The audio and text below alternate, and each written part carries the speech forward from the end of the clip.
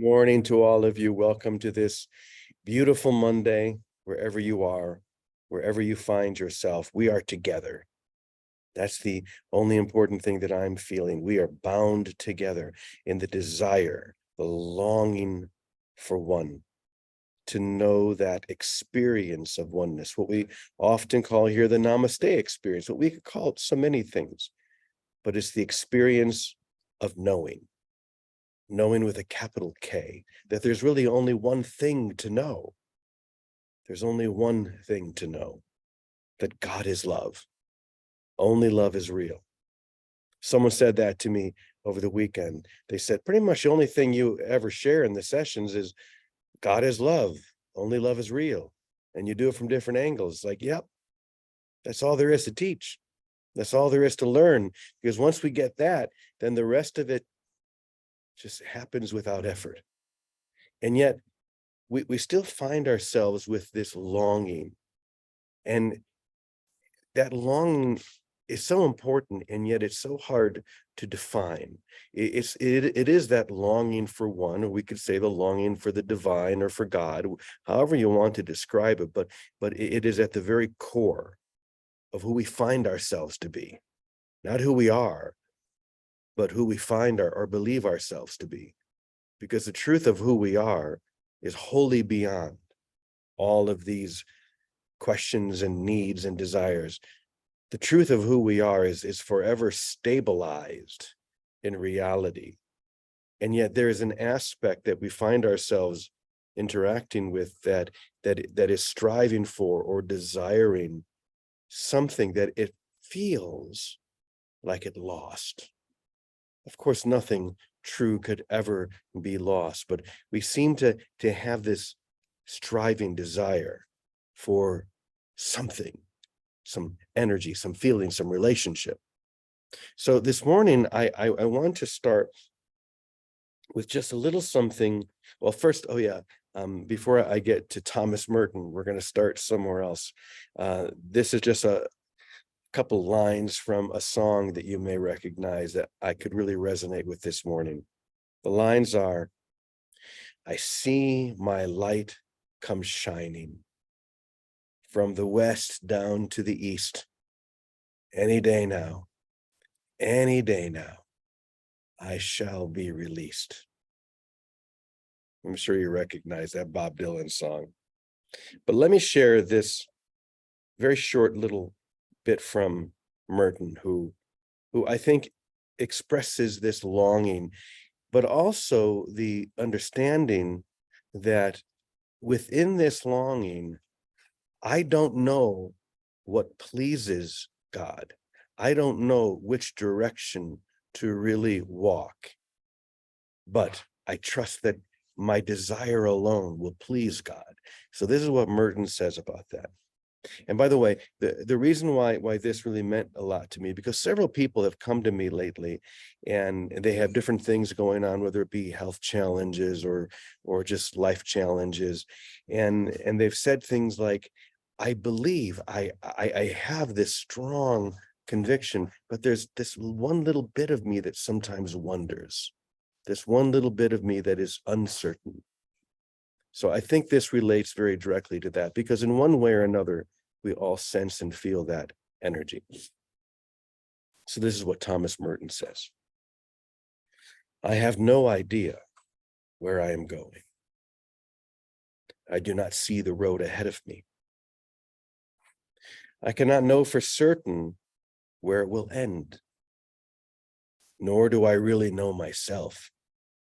And the fact that I think I am following your will does not mean that I am actually doing so.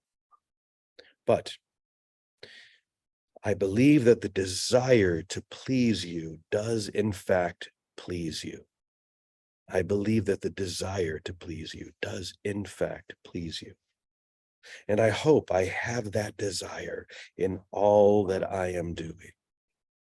I hope that I will never do anything apart from that desire. And I know that if I do this, you will lead me by the right road. Though I may know nothing about it, Therefore, I will trust you always, though I may seem to be lost in the shadow of death. I will not fear, for you are ever with me, and you will never leave me to face my perils alone. Isn't that beautiful? Especially this one line.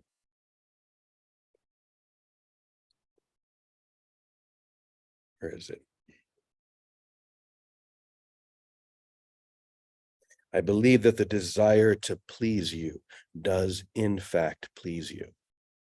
It's our desire, our longing to be in this infinite ocean and to be only in this experience of reality. That desire alone is what it takes. Even though doubts crop in, even though we wonder sometimes, even though we get pulled back by the ego's force of attraction, the gravitational pull of the ego, we get pulled back into those old patterns. All of those things are true, but the desire to please God, that's all we really need. So I've been tuning into that longing and that desire. And for me, so often that comes from my devotion, I guess would be the word, my attachment to the life of my own spiritual father, and that would be Francis of Assisi, and the radical way that he did this.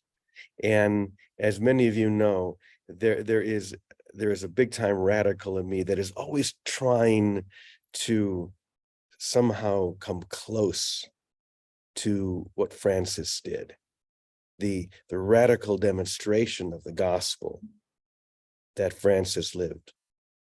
And yet, once again, I hope that my desire for that doesn't, in fact, please God, because no matter how much I try, I don't make it. I can't make it there. But that desire, that longing to try, to seek, to give everything, because that's what Francis did. He gave everything.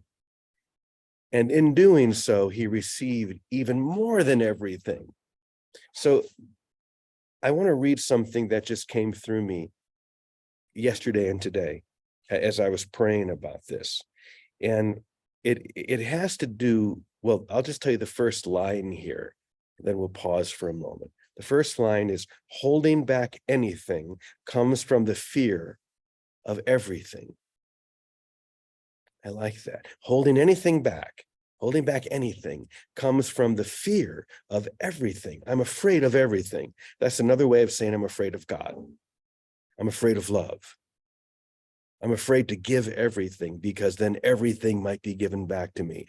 And to the ego mind, that is the scariest thing in the universe.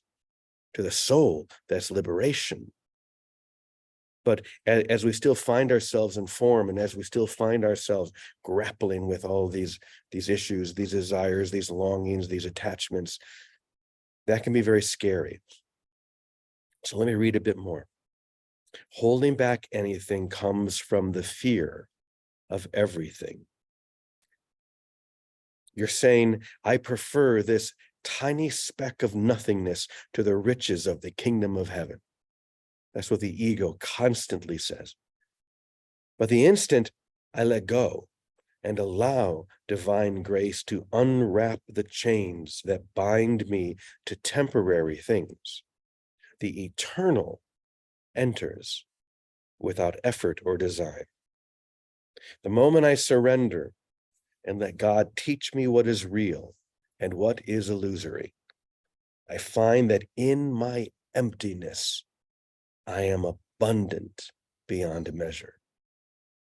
In my emptiness, or Francis might have said, in my voluntary poverty, in my willingness to give up that which has no value in order to receive that which is wholly valuable, I am abundant beyond measure.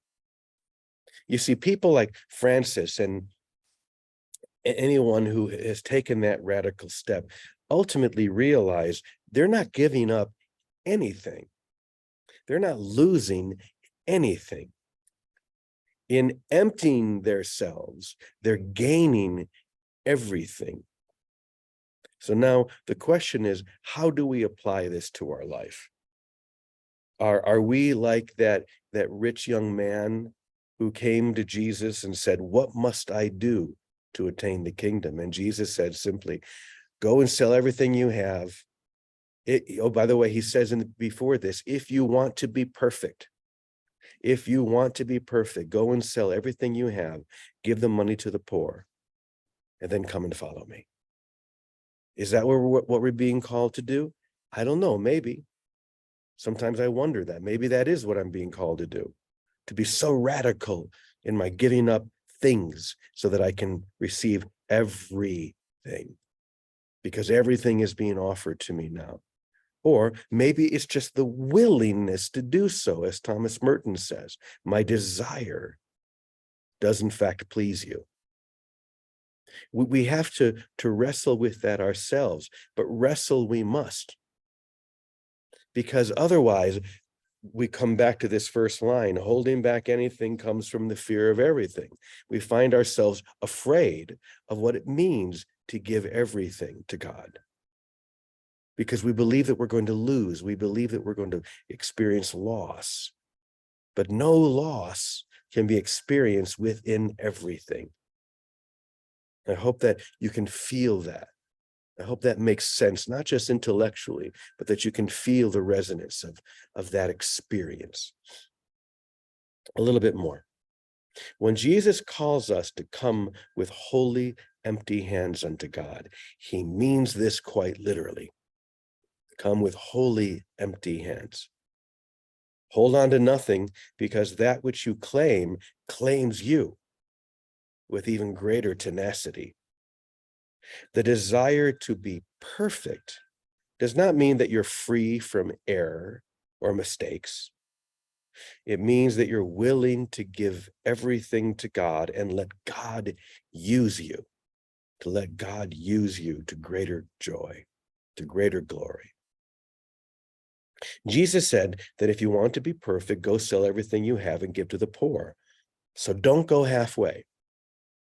I think that's something that Jesus really focused on. Don't do this halfway. I'm calling you to give everything, whatever that looks like for you, whatever that feels like to you. You will know, or at least your desire to do so will please God. But you have to have the desire to do so, because the desire to go only halfway is not going to do it. This is an all or nothing proposition. Don't go halfway. Don't give what is comfortable to give. Give until your discomfort shifts, and that which was unthinkable a moment before becomes rich with divine purpose. So there you have it. What does it feel like to give everything? It doesn't matter what it looks like. So often we get caught up, well, it looks like this, it looks like that. I know I do. But really, what does it feel like to be so free that I'm willing to offer everything to God and come with holy, empty hands to love? Am I afraid that I won't have enough money to survive? Am I afraid that I'm going to lose something of value? Of course you are. We all are. That is the big trip up. But it is a trip up, because the truth is you will always be perfectly provided for when you give everything to everything. It's really that simple. So, Vicky, I'm going to turn it over to you and would love to hear what you'd like to share about that. Well, thanks, Brother James. Happy Monday to you, to everybody. Welcome, everyone, to another Holy Week. So, what occurs to me, and this is personal to you, Brother James, after many years of sharing this spiritual endeavor together. Sometimes in wanting to give radically everything, sometimes in wanting to have it look like Francis looked in his day as radical, sometimes we're being called to what's ordinary. And perhaps in accepting what's ordinary days of sharing hello with everyone, getting up and spending the day, in the little things and going to sleep, in letting go of the idea that it has to look in any particular way. We come into what's ours, what we give up the idea. That's what we let go of, being radical, being whatever, and come into a sweet experience of very ordinary brothers and sisters that hang out together, that play together, that have a hard moment together, that have a happy moment together. So I wanted to mention that. And of course, I love Thomas Merton. And this is all about how do we live this? You know, it isn't about teaching each other or ourselves. There's not much more to teach. And when it comes down to that common denominator, that we are God's children, we're not our own, we're God's children. How do we live that radically? And there isn't a blueprint for it, because some of us have great funds, some of us have no funds, some of us live with many people, some of us live alone. So it's certainly not in the expression of how it shows up, but it is in that desire to let the flow, the Holy Spirit, God our Father, guide us. Today's lesson in the course is, I give my life to God to guide today. That's every day. And it is as simple as that. There are two things that I see get in the way most of the time. Most of the time, it's a feeling I want to do something we call self-assertion, my will, my idea. I think I'll do this, I think I'll do that. And I have to catch myself, because it sounds good. Oh, I'll go do this and that. But maybe that isn't what I'm called to. That's right there. That's the moment to look and ask and to wait a minute and to step back. And then the other one is what you started with, self-doubt. When we have self-doubt, that's what hell is. We're doubting that we are literally God's children and that He is leading us, guiding us, and caring for us. And our source of supply, our source of companionship, our source of everything is that connection, just staying tuned to that. And it doesn't always have an emotional feeling of well-being. It may have an emotional feeling of nothing. It may not register emotionally, because the emotional body belongs to the ego. And the deeper sense of peace that we do come into, the deeper sense of peace and of joy and of love, they're not like emotional joy and love, and it's not a high emotional. It's a resonance that's a deeper sense, a deeper resting into, a deeper relaxing into, a deeper letting go is what I feel it is. Bonnie, I think she's on this call, I don't know if she's on today, who's usually here, called me to tell me it was a terrible day. She didn't want to do anything. She couldn't go to her aerobics class. She couldn't read her lesson. She couldn't do anything. And I said, that's a great day. I think that's the best day. I think this is what it's all about. All the things maybe the things that brought us to where we are serve their purpose and we don't need them anymore. I don't know. But perhaps this is the day to hear more deeply, more than every other day when we just go along a routine or a pattern that most likely we've been given a practice, whether it's beads or prayers or going to mass or singing, whatever the practice is. There comes a time when the practice falls away and we simply are that state. So when Bonnie said that to me, I said, let's celebrate. Don't do anything. This is a day to celebrate. None of the old practices or anything are what's needed. Today is a day of being open and receiving. And if it means you never leave the bed, it means you never leave the chair, so be it. But be there with the desire, what you say, James, the desire to do God's will, whatever that might be. Because in the end, no matter how many enlightening experiences we have or don't have, that desire to be led by the Spirit and not by our own thinking is how we live into the Christ of our being. We have to live into it. That realized soul still every day has to live into it. And we're guided where to go, what to do. everything. I had an idea to go visit Boston, and before you knew it, I was guided to go to Maine first. So I got up this morning and made packages for all my family in Maine. Then I'll go to Boston. But it wasn't my idea first. It wasn't how I would have thought of it. But in stepping back and saying, okay, I'll just listen, I get the readjustment, and it comes in as a simple thought that I did not think of. And I think all of us know that experience. It isn't a voice that I can hear necessarily. It isn't something that I can say is supernatural. In fact, it seems like the most natural, but it comes with such simplicity and clarity that I find myself in the next step of following it and doing it without effort. And that's by grace, effortless grace. And then isn't that what we all want, to live here by grace? To live here in the happiness and in the security of God's guidance, always directing us and caring for us, of his mind, our mind reflecting the one mind that we share with our Creator. So much so that it is that shining, sparkling mirror that heals in time ourselves, our family, our brothers, heals all the sonship. And the only healing, we don't look to bodies for healing. The only healing we look to is the healing of who we have thought ourselves to be, the healing of our mind. Let the body and the physical symptoms and things come and go, but let our mind stay centered. And every day, this is God's day. Let him guide me. That's simply. It's fresh every day if we let it be. And it's fresh if we don't make ourselves do what we're not in our heart called to do. So there's a trusting along with that. Trust at the prompts of your heart. Because I know if I trust it, even if I'm mistaken, I'll get redirected. I can celebrate being mistaken. I'll get redirected. Even if I take 10 steps in the wrong direction, even if I bump my head, I'll get redirected. And it will be a redirection that I will understand fully.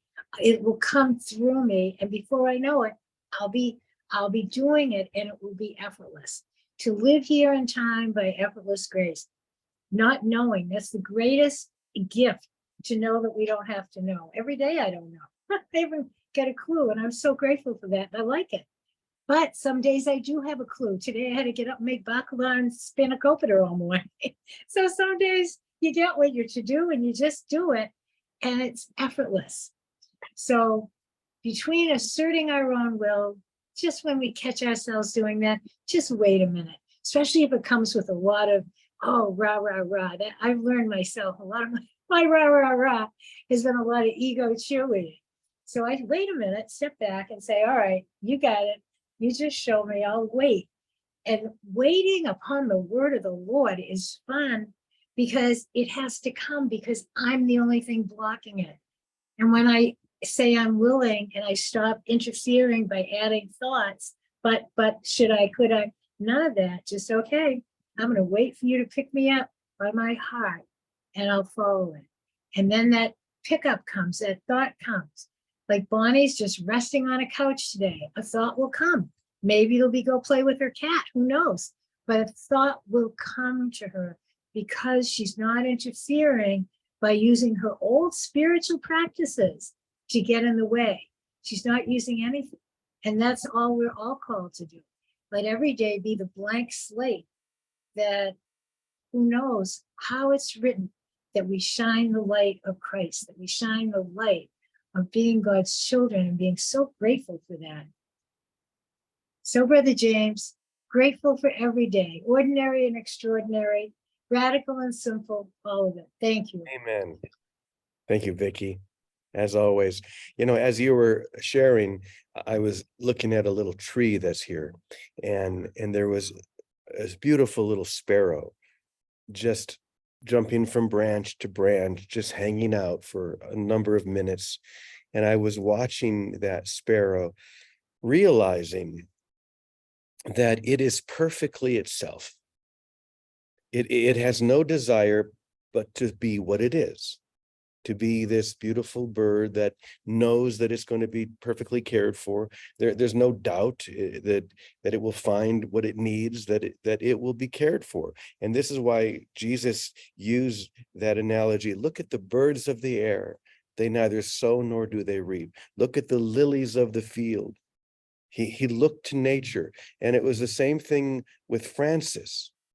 You know, there's that beautiful scene in the movie Brother, Sun, Sister, Moon, when Francis is first coming out of his fever and he sees a sparrow sitting there on the railing, and he starts to go after it, and finally he takes that sparrow into his hands. And maybe that's what we're called to do, to bring that precious little sparrow into our heart so that we can realize that we are perfectly ourselves. We don't have to be anything other than who we are. We don't have to seek anything other than who we are. And yes, sometimes that is radical, and sometimes it's utterly simple. As Vicky was saying, just to be present with what is happening or who we're with or any of that. But to have that desire, for me, it really does come down to that desire to please God, whatever that means, to please God. But I love the way Merton puts that. My desire, hopefully my desire to please God is pleasing. So let's just sit with those things today, balancing that radical desire to give everything with just being fully present right here, right now, with the simplicity of salvation that's all around us. So Scott, I was just kind of thinking maybe you could send us out with a little song about the sparrows and the lilies of the field. If you're out there, come on up and let's hear a closing song. Here he comes. So you're going to have to unmute yourself. There we go. Lilies and sparrows coming Lilies up. and sparrows. Order. Lilies neither toil nor spin, and neither do we when we let go of sin. The sparrows take a little sip of water, and it's part of divine order for them to fly. Why not I? Why not all of us? God is love, and love is all that's real. It's time to trust, 'cause the bird hasn't heard about air, neither yearns nor concerns herself there. She just flies in the skies painted blue, doesn't care when or where. Why do you?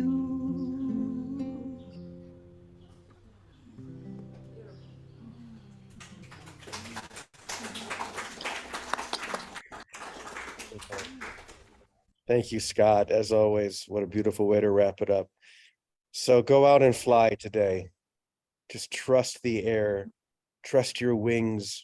They are strong enough to lift you above this crazy world into the heaven you never left except in your imagination. And we say together, Amen. Amen. Amen. Amen. Y punto. Oh. Thank you, everyone. Many blessings. Thank you. Keep them laughing. Have a good day. Namaste. I know. Awesome. Bye.